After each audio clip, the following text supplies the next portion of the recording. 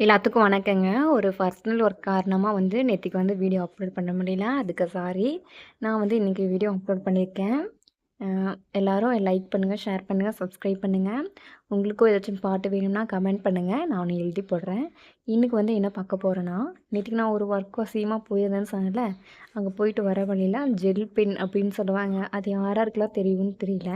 அது வாங்கி எழுதுனா ஹேண்ட் ரைட்டிங்கே நல்லாயிருக்கும். ஆனா 10த் பப்ளிக் எக்ஸாமு, 12த்து அது மாதிரிலாம் யூஸ் பண்ண விட மாட்டாங்க. ஏன்னா இங்க் பென் தான் அதிகமா யூஸ் பண்ண சொல்லுவாங்க. அதுக்கு பிறகு எப்படின்னா பிளாக் கலர்ல பென் தெரியல. ஆனா ஏதாவது சொல்ல மாட்டாங்க. ஆனா நீங்க ஏதாவது கட்டுரை போட்டி அப்படிங்கிற மாரி இருந்தா, இந்த ஜெல் பென் வாங்கிலாம் எழுதலாம். எழுதுனா நல்லா நல்லா ஹேண்ட் ரைட்டிங் நல்லா தெரியும். ஆனா வந்து சில இதுலலாம் இந்த பென் தான் எழுதணும் அப்படிங்கிற மாரிலாம் சொல்லியிருப்பாங்க. நீங்க ஒரு டைம் ஜெல் பென் வாங்கி யூஸ் பண்ணி பாருங்க. அவ்ளோ அழகா இருக்கும். அதுவும் இல்லாம நானே நெறைய மிஸ்டேக் பண்ணியிருக்கேன். நானே உங்ககிட்ட சொல்லியிருக்கேன். நான் அவ்வளோ எக்ஸ்பர்ட்லாம் கிடையாது அப்படின்னு சொல்லிட்டு. நான் என்ன மிஸ்டேக் பண்ணியிருக்கேன்னா, அந்த இன் இன்னா அந்த ரவுண்ட் மாரி புள்ளி வைப்போம்ல மேல, அந்த புள்ளிய கரெக்ட்டா ரவுண்ட் ஷேப்ல வைக்கணும். அதுக்கு பிறகு ரொம்பவும் இழுத்து இழுத்து எழுதாம, அப்படி எழுதணும். நல்லா எழுதுனோம்னா கரெக்ட்டா வந்துரும். என்ன நீங்க நல்லா எழுதுங்க, நல்லா எழுதுங்கன்னு சொல்றீங்க அப்படின்ற மாரி கேட்காதீங்க. நான் எப்படி சொல்றேன்னா, அந்த துணைக்கால் வச்சு போடுறது, இந்த கால் வாங்குறது அதெல்லாம் அழகா வைக்கணும். அதாவது அந்த எழுத்து இருக்கிற மாரியே எழுதணும். நீங்க வேணா ஒரு 1 வீக் ஒரு டூரல் வாங்கிக்கங்க. தமிழ் எழுத்து எழுதி பழகணும் அப்படின்னா, எனக்கு தமிழ் பத்தி தான் கொஞ்சம் தெரியும். இங்கிலீஷ்ல எனக்கு கூட்டு கையெழுத்துன்னு சொல்லுவாங்கல்ல, அதான் ஹர்சிவ் லெட்டர்ன்னு சொல்லுவாங்க. அது கூட எனக்கு வராது. நீங்க தமிழ் கையெழுத்து எழுதுறதுக்கு மட்டும் நான் சொல்றேன். ஒரு 2 ரூல் வாங்கிக்கங்க. வாங்கிட்டு ஒரு 1 வீக் ஒரு புக்க பார்த்து எழுதி பழகிட்டே இருந்தீங்கன்னா, உங்களுக்கு அது வந்துரும்.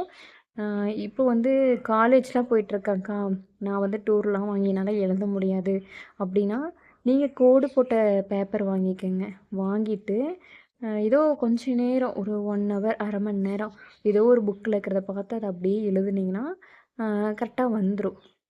அதில இருக்கிற மாரியே நம்ம கோட்டு மேலேயே எழுதிட்டே இருக்கணும். இப்போ மோஸ்ட்லி தமிழ் எக்ஸாம் இருந்துச்சுன்னா எல்லாத்துக்கும் first year, second year, third year அவங்களுக்குலாம் தமிழ் ஹேண்ட் ரைட்டிங் வசரமே மார்க் குறைப்பாங்க.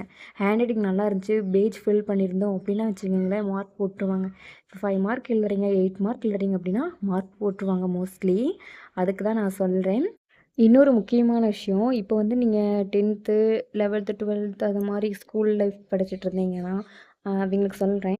கரெக்ட்டா பார்த்து வாங்கணும். அங்கேயே கூட நீங்க இங்க் பென்ல இங்க் ஊத்தி எ எழுதி பார்க்கலாம் தருவாங்களான்னு தெரியல. ஆனா ஒரு டைம் பார்த்தாவே உங்களுக்கு தெரியும். கரெக்ட்டா அந்த கட்ட கரெக்ட்டா இருக்கணும். அது ஷார்ப்பா இருக்கிற மாரி வாங்கிட்டோம்னா, ஈஸியா நம்ம எழுதிக்கலாம்.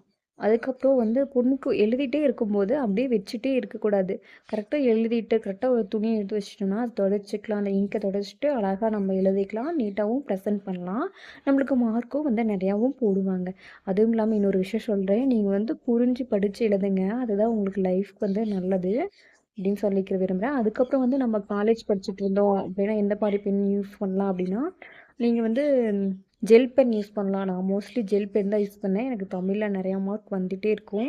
படிச்சு எழுதுவேன், புரிஞ்சு எழுதுவேன். எனக்கு நெறையா மார்க் வரும். நானும் எழுதி முடிச்சுட்டேன். Okay bye.